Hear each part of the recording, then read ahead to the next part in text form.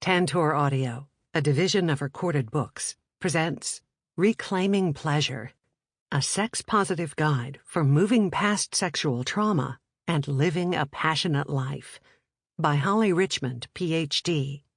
Foreword by Alexandra H. Solomon. Narrated by Donna Postel. Publisher's note: this publication is designed to provide accurate and authoritative information in regard to the subject matter covered. It is sold with the understanding that the publisher is not engaged in rendering psychological, financial, legal, or other professional services. If expert assistance or counseling is needed, the services of a competent professional should be sought. Please have a journal or note-taking device available while you listen to this audiobook. Thriving, a manifesto. I will grow, flourish, prosper, and realize a goal despite, and because of, my circumstances. Foreword. There is nothing wrong with you. Something happened to you. That's different. Holly Richmond. Because this is a book about sexual trauma, you surely wish you did not need to read it. But here is what I promise you. This is a book you will be forever grateful you read. I hope you know that you are beyond brave for even picking this book up. Your willingness to open it reflects your commitment to your healing, or at least your curiosity about the potential for your healing. I have spent the last 2 decades working as a licensed clinical psychologist, a professor, and a relationship expert. I have studied trauma and worked with survivors, and what I know for sure is that healing is a journey. I also know for sure that Holly will be your competent and gentle guide on this journey. Holly and I first crossed paths when we were both on faculty at an annual conference hosted by the iconic couples therapist Esther Perel. When we introduced ourselves, I had that rare and wonderful sense I was meeting someone I had known for a long time. I was immediately struck by her warmth and humility. Then she took the stage to give her talk. She commanded this room full of hundreds of therapists and coaches. We hung on her every word. She shared stories about her many years of working with survivors of sexual trauma, moving seamlessly between science, stories, and skills. She was magnificent. Holly lives, without apology or pretense, at the sacred intersection of kindness and expertise, the place from which she wrote Reclaiming Pleasure. Holly has what it takes to guide you on a journey into the most painful chapters of your life story, chapters you have potentially spent years avoiding. She provides you with the information you have always needed and deserved, information about sexuality, trauma, and our wise and honest bodies. The empathy you have always needed and deserved, empathy that helps you move from ashamed to peaceful, from detached to alive, and from afraid to empowered. The tools you have always needed and deserved, tools that are scientifically proven to help you heal your trauma so you can stop feeling bad and start feeling good.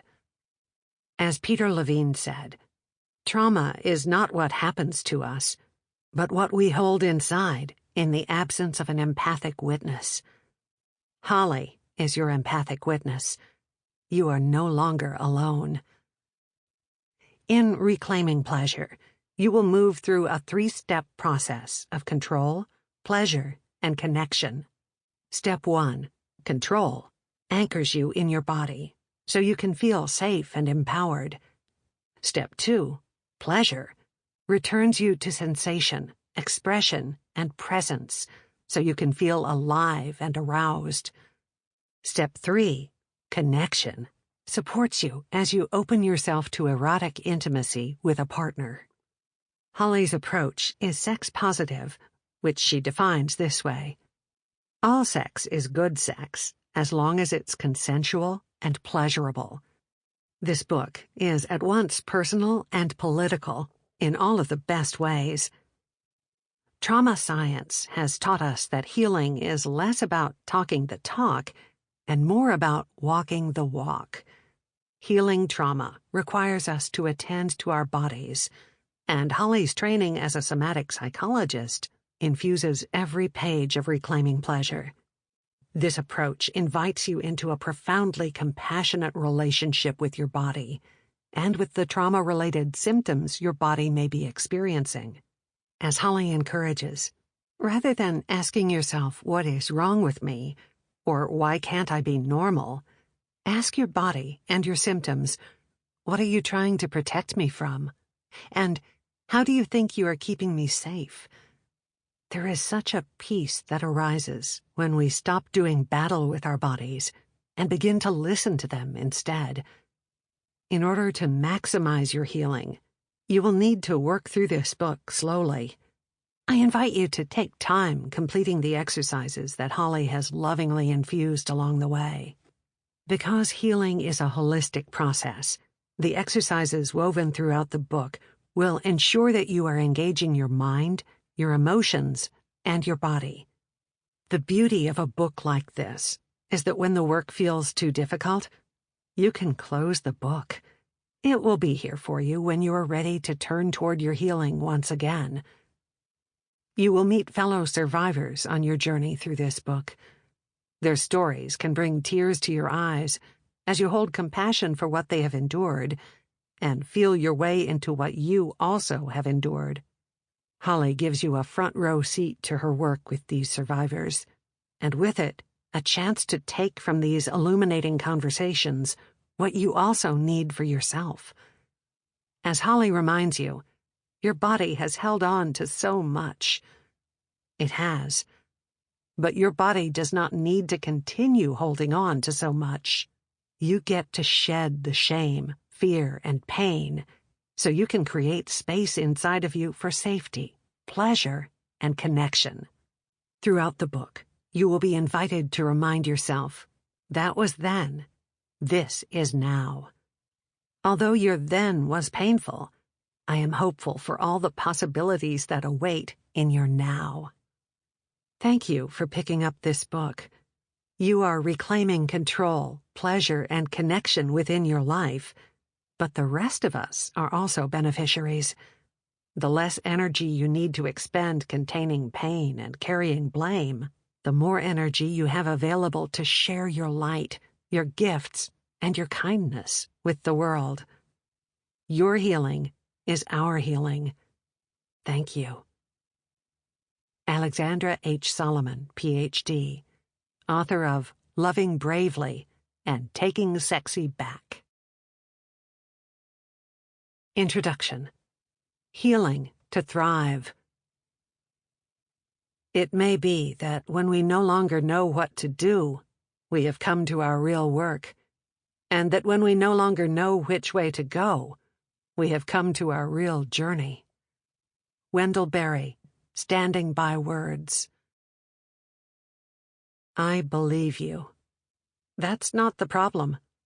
The problem is, you don't believe you.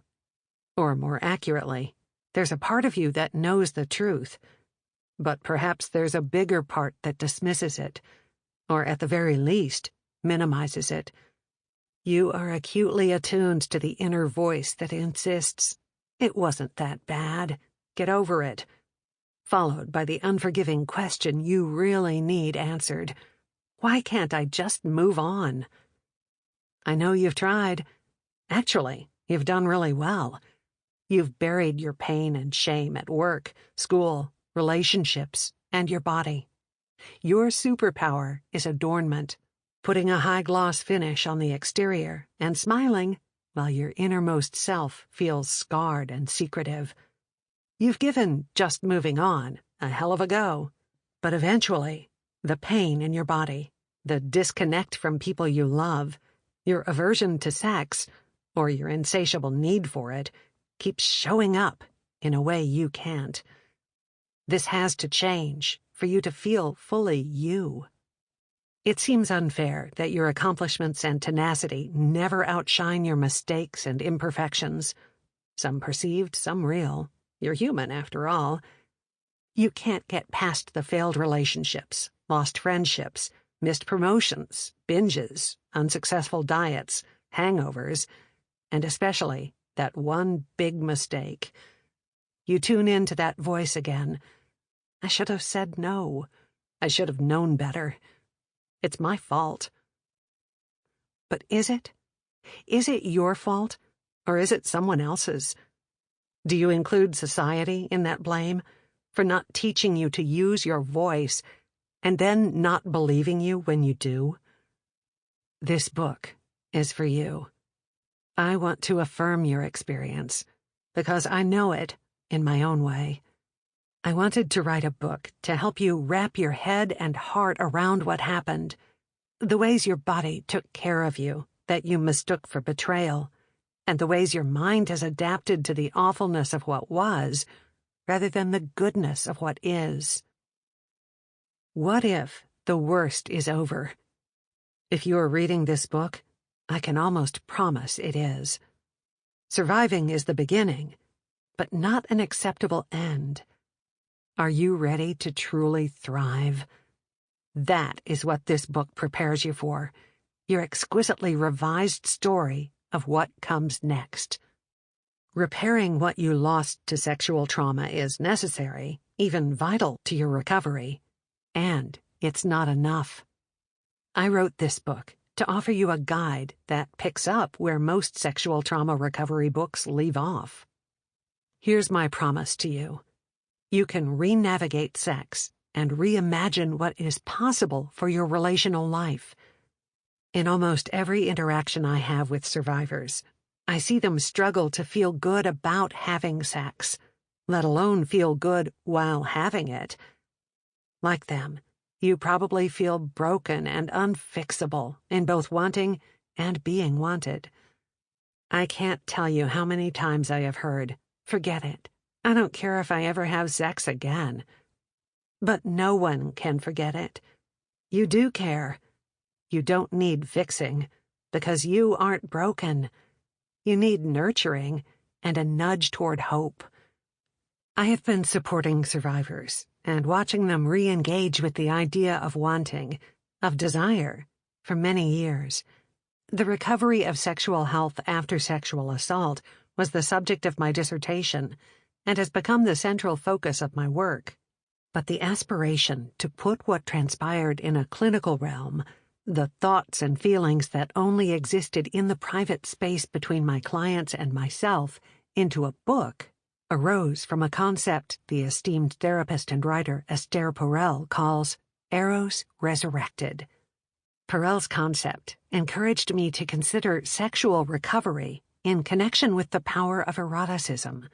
In essence, this is reclamation, joining forces with desire.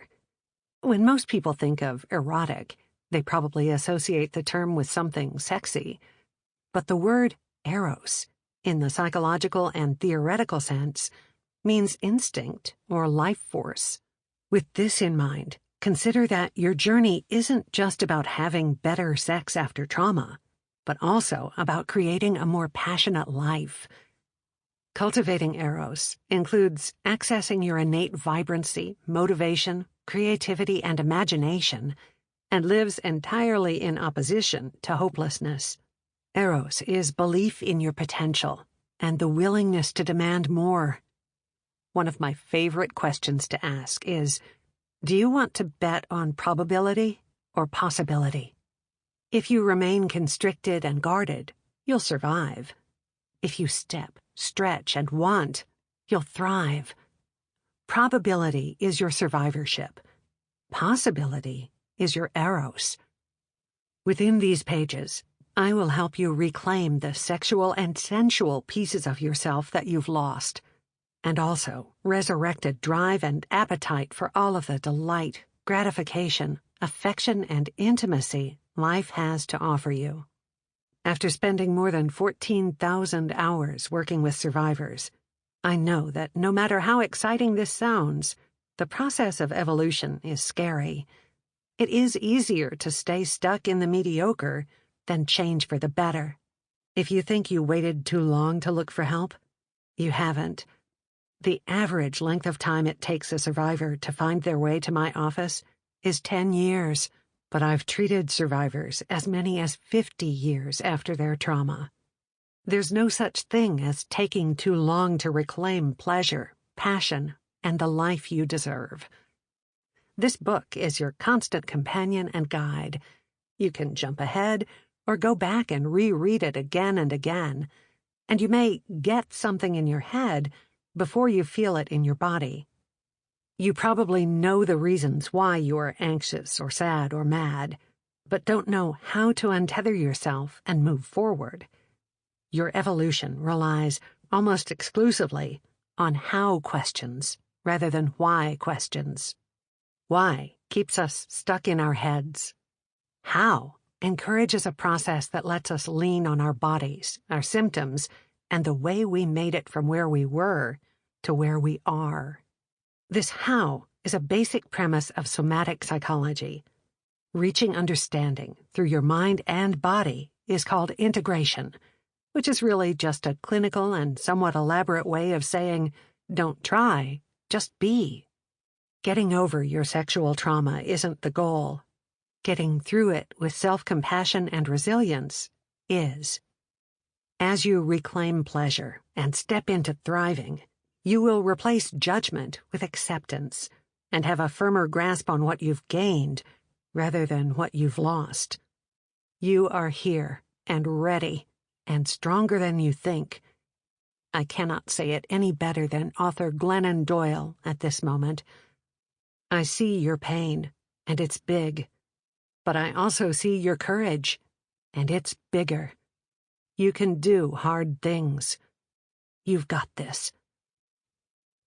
Throughout the pages of this book, you will learn it is finally safe to be present. Now is the time to let what you know settle into what you feel. Integration is a core piece of your process, so in that way, this book is designed to help you feel more than it is to help you think. When you get out of your head and into your body, a whole new world of insight and tenderness opens up. My hope is that you can trust what you're feeling. Because sexual trauma causes psychological, physiological, relational, and sexual harm, we can't fix just one part of this whole life equation. This book addresses what's happening in our minds and in our bodies, and offers open, honest talk about sex without embarrassment or shame. Reclaiming your sexual health is an indispensable part of your journey, and having good sex necessarily includes consent and pleasure. Feeling safe is a prerequisite for feeling pleasure, but it is only half of the equation for enjoying your best sex and healthiest relationships yet. Thriving is about learning to feel safe and in control, but also enlivened and unbound. To ground our journey together in safety and trust, here's a brief look ahead. Remember, you always have an exit, or the ability to press pause for a while. Just close the book when you need to. Reclaiming Pleasure begins by offering theory and research to help you understand your experience. It presents and explores various types of sexual trauma, what it means to be sexually healthy, what role your body plays, and how to begin to reconcile the ways in which you've survived. Chapters 1 through 5 take a deep dive into dismantling shame. We'll explore using neuroscience and psychophysiology to encourage self-compassion and empathy, and begin the process of separating the suffering of the past from the possibilities of the future. You will read the first of 13 stories intended to help you recognize yourself through the experiences of other survivors, and to hopefully find motivation in their breakthroughs. Chapter 6 presents the most common effects of sexual trauma, and is designed to help you recognize and gain control of your emotional, physical, sexual, and relational symptoms. These chapters lean heavily on somatic psychology principles that explore the relationship of the body with the mind. Through this exploration, you'll start to bridge the disconnection between the emotional pain you experience in your mind and the physical pain you feel in your body. You'll understand how many of your relational and sexual responses to people and situations were useful then, but may be problematic now. In other words, your symptoms were not behavioral choices, but rather adaptive responses. Your emotions, other people, and mostly your body will become forces to return home to rather than run from. From here, you'll be well prepared for the work in chapters 7 through 9, where you'll integrate each facet of your healing. You'll be presented with my 3-step process of control, pleasure, and connection, which includes concepts and exercises to help you recognize your blocks and bring awareness to your process of change. Utilizing these distinct elements of recovery, you'll experiment with your perceived limitations and learn to set healthy boundaries, discover how to trust your body's emotional and physical cues, and feel true to yourself and safe in your relationships. You'll also explore Tantra, which, in its ancient Sanskrit translation, means the weave, and focuses on profound connection, not complicated sexual positions, its often erroneous contemporary interpretation. These chapters will awaken your awareness of what has been lacking, what you have, and what you need to believe differently, feel differently, live differently, and ways you can love differently. The final chapter looks to the future, offering strategies for translating what happens in the bedroom to the larger scope of your life. You'll be introduced to mindful eroticism through fantasy as a way of deepening the meaning of sex, so it becomes more about presence and less about physicality. This chapter encourages your process of reclamation on an individual level, within your local community, as well as the greater global community. Last, but certainly not least, the conclusion is designed to inspire a paradigm shift that not only demands more than surviving after sexual trauma, but in a larger sense, informs strategies for prevention. When it comes to understanding sexual trauma, it would be an enormous oversight not to highlight the fact that transgender, gender nonconforming, and non-binary individuals experience sexual abuse, sexual assault, rape, sexual harassment, and sexual violence at higher percentages than cisgender, non-transgender people.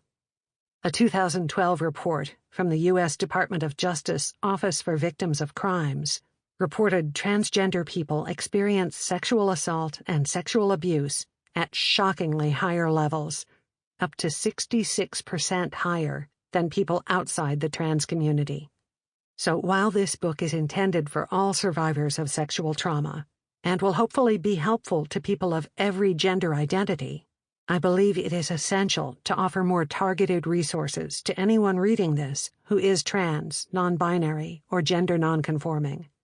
With that in mind, I recommend Written on the Body, Letters from Trans and Non-Binary Survivors of Sexual Assault and Domestic Violence, edited by Lexi Bean, and Queering Sexual Violence, Radical Voices from Within the Anti-Violence Movement, edited by Jennifer Patterson. These are both thoughtful and thorough references for understanding sexual trauma through a trans and non-binary lens.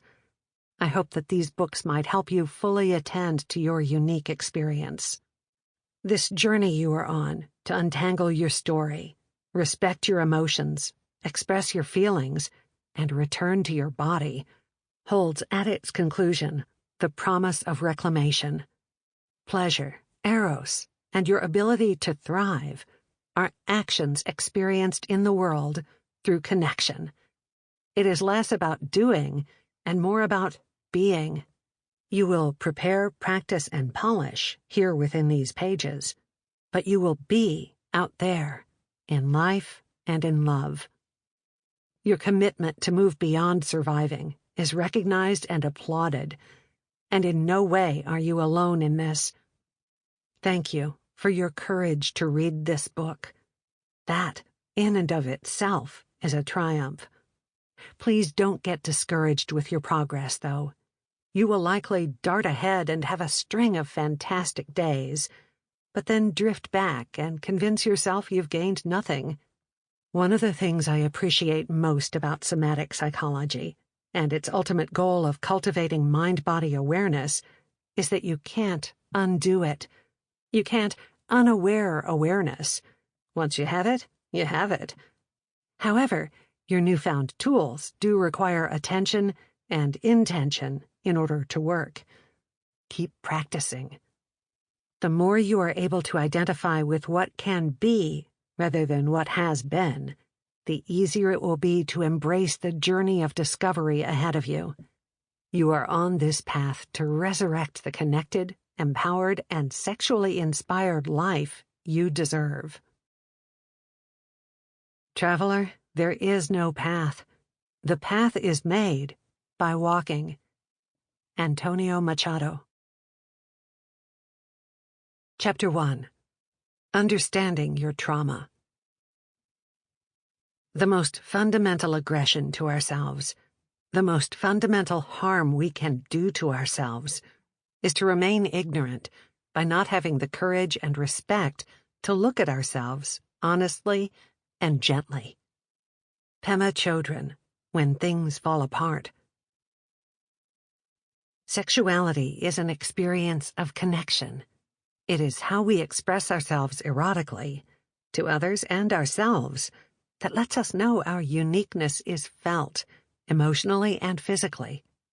Sexual trauma dramatically reduces our range of expression, leaving us with fewer words, less tolerable access to touch, and more tenuous relational bonds. Before we begin, I will suggest that you have a journal that you keep handy for this work. It's essential in many of the exercises and will help you track your journey. It doesn't need to be anything fancy. Just make sure you have it nearby as we progress. Throughout this book, I share other people's stories because they offer gateways to your own expansion, the unfurling of more that you have been tentatively searching for but haven't dared to fully want. It is other people's stories, which we would never judge as harshly as our own, that can crack open our protective shell. Cracks are how the light gets in, after all. It's my hope that you won't use more bandages to cover them, but instead, you'll take the opportunity to let light shine through them. With your burgeoning sexual self in mind, I offer this first story as you set off to thrive. Story: Throwing the Curtains Back. My first session with Shanna starts, as many sessions do, with an exchange of niceties and paperwork, followed by a few terrifying seconds when she realizes what she's done. She has come to tell a complete stranger her biggest secret. I read her face and body language. Her eyes are wide, and she barely blinks as she scooches back on the couch, as far away from me as she can get. I let her know that today's session will be about getting to know each other, and we most likely wouldn't go into anything too difficult. She relaxes a bit, and we begin talking, but she quickly stops herself mid-sentence and says, "I feel like I have to tell you. Can I tell you?" Shanna, like many, has kept her secret for too long. She is hurting and desperate for help, and is sure if she walks out of this office still holding her most painful truth, she'll never come back. She feels brave today, but is unwilling to bet on herself tomorrow. She knows if she doesn't get her story out right this minute, she'll have to swallow it one more time, and this time she's sure she'll choke. Without having the fully formed thought in her head, she somehow understands that telling leads to healing. Shame prospers in the shadow of secrets, but Shanna's about to throw the curtains back. Shanna sits on her hands and tells her story to my bookshelf, avoiding eye contact. I understand. She's ready to speak, but not ready to be seen. I take her cue and look at my notepad. I was sexually assaulted, I'm pretty sure. by a guy in college. I know he did stuff to me because I had a lot of pain there. Sample complete. Ready to continue?